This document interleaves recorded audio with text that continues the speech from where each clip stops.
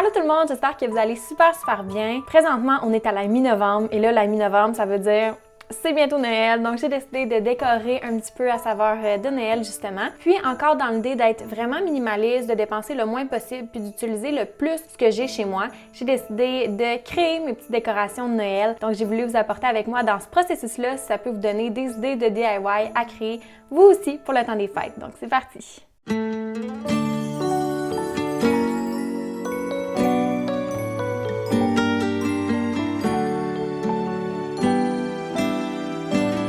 Une chose que j'aime particulièrement faire lorsque je crée mes décorations de Noël, c'est d'aller dans la nature pour récolter des petits trésors que je vais ensuite utiliser dans mes créations. Je trouve vraiment que c'est une belle manière d'intégrer la nature chez soi, puis aussi de ne pas s'encombrer parce qu'ensuite on peut retourner les branches de sapin, les cocottes et les branches de bois dans le bois une fois les fêtes terminées. Aussi, je m'assure toujours de prendre des éléments qui sont soit sur des arbres qui sont tombés ou des arbres qui sont morts.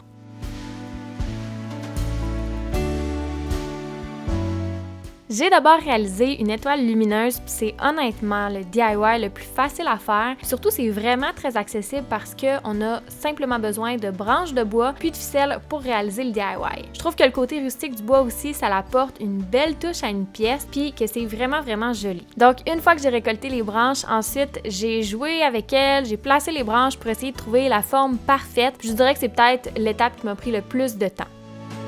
Puis ensuite, c'est le moment d'assembler les branches ensemble. Donc, j'ai utilisé de la ficelle que j'ai enroulée autour des embouts. J'ai fait un nœud, puis ensuite, j'ai tout simplement enroulé la ficelle autour des branches pour venir solidifier la structure.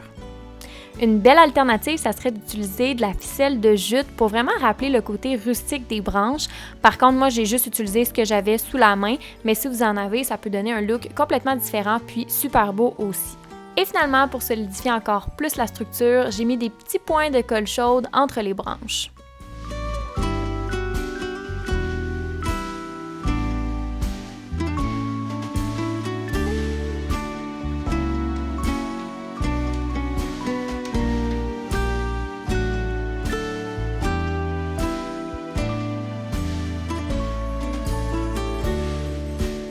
Personnellement, j'adore les couronnes de pompons. Je trouve que ça a vraiment un look cocooning, puis qu'on peut aussi les personnaliser selon les couleurs qu'on utilise. Donc, les possibilités sont infinies. On a besoin de très peu de matériel, soit un cintre, des pelotes de laine au choix, puis du carton. Aussi, ce qui est chouette avec ce genre d'activité-là, c'est que je trouve que c'est hyper relaxant. Il y a vraiment un aspect qui est méditatif à la création de décorations de Noël.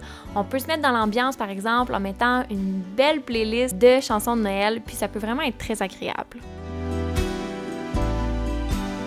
Pour la création de la couronne, on va avoir besoin de 2 patrons qui sont identiques. Alors moi, ce que j'ai fait, c'est que j'ai simplement tracé un cercle, puis un plus petit cercle à l'intérieur avec un 25 cents.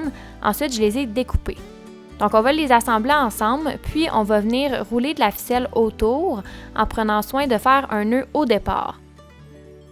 Donc, plus vous mettez de ficelle autour, plus que votre pompon va être garni, puis moins que vous mettez de ficelle, moins que votre pompon va être garni.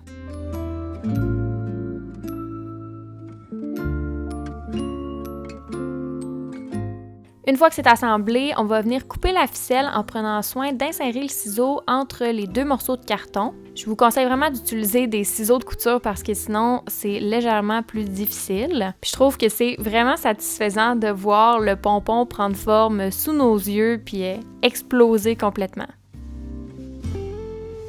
Alors, ce qu'on va faire, c'est qu'on va prendre une ficelle qui est assez grande et on va venir l'enrouler entre les 2 morceaux de carton pour venir solidifier notre pompon, pour venir l'attacher.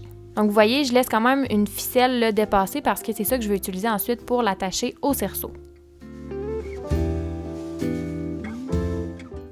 Je sais pas pourquoi, mais des fois, ça fait des pompons qui sont super beaux, super égaux. Puis d'autres fois, il y a des petits fils qui dépassent, donc n'hésitez pas à couper les petits fils qui n'ont pas rapport avec vos ciseaux de couture. Pour vrai, avec un cintre comme ça, on peut faire toutes sortes de couronnes de Noël.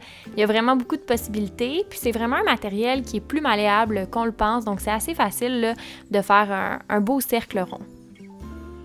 J'ai choisi de rouler de la ficelle autour de mon cintre pour que ce soit moins glissant quand je vais mettre les pompons, puis aussi pour que ça soit juste plus joli puis plus complet. Donc ensuite, il reste seulement à attacher les pompons puis à décorer avec les accessoires de votre choix.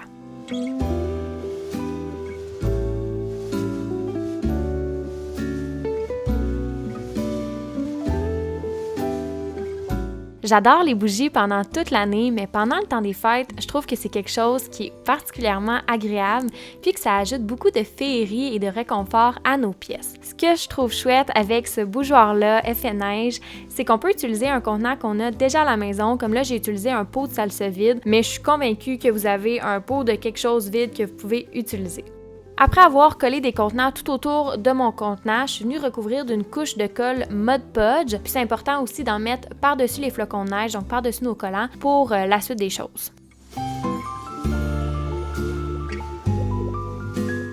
J'ai ensuite saupoudré le sel en étant assez généreuse, puis je vous dirais qu'avec une salière, ça va vraiment mieux qu'avec les mains. Et j'ai laissé sécher le tout pendant un bon moment pour ensuite venir enlever l'excédent de sel.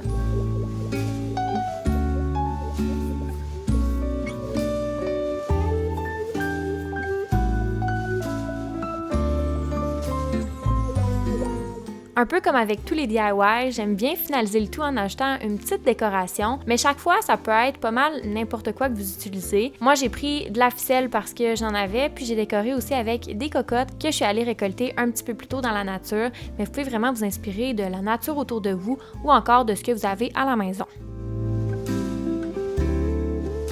Finalement, je trouve ça mignon de créer comme des petits coins qui sont plus Noël. Alors c'est ce que j'ai fait avec la bougie en prenant soin de disposer des petites branches de sapin tout autour et des cocottes. Puis j'ai mis le tout sur une planche en bois que j'ai trouvée à la friperie.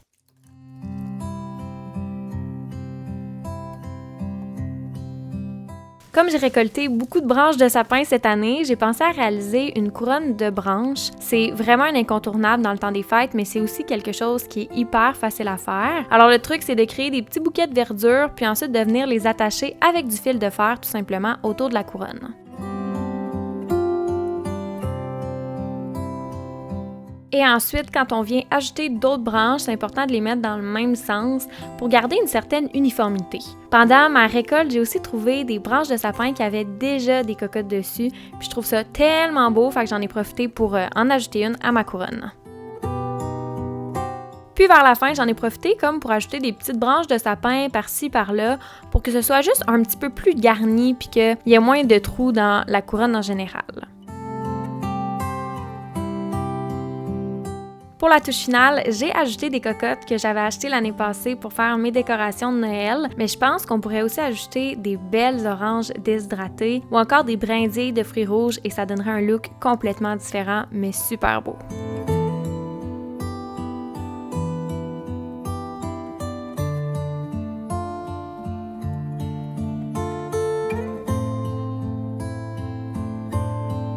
J'ai aussi fabriqué des petites étoiles à suspendre qu'on peut utiliser autant pour décorer le sapin ou tout simplement pour orner des cadeaux. Ce que je trouve chouette avec cette DIY-là, c'est qu'on valorise une matière que souvent on va tout simplement mettre au recyclage, puis c'est le fameux papier de toilette. Donc j'ai d'abord découpé des rondelles à peu près de 1 cm de large dans le papier de toilette après l'avoir au préalable écrasé. Puis j'en ai découpé 6 par fleur, mais vous pourriez faire des motifs qui sont plus gros ou plus petits, dépendamment de la quantité de rouleaux que vous avez, mais moi je voulais en faire 2, une rouge et une blanche. J'imagine que ça pourrait être super beau de les laisser telles quelles, mais moi j'en ai profité pour les peinturer en blanc et en rouge. Puis finalement, j'ai fixé les différentes parties entre elles avec un petit point de colle chaude pour que ce soit un petit peu plus solide.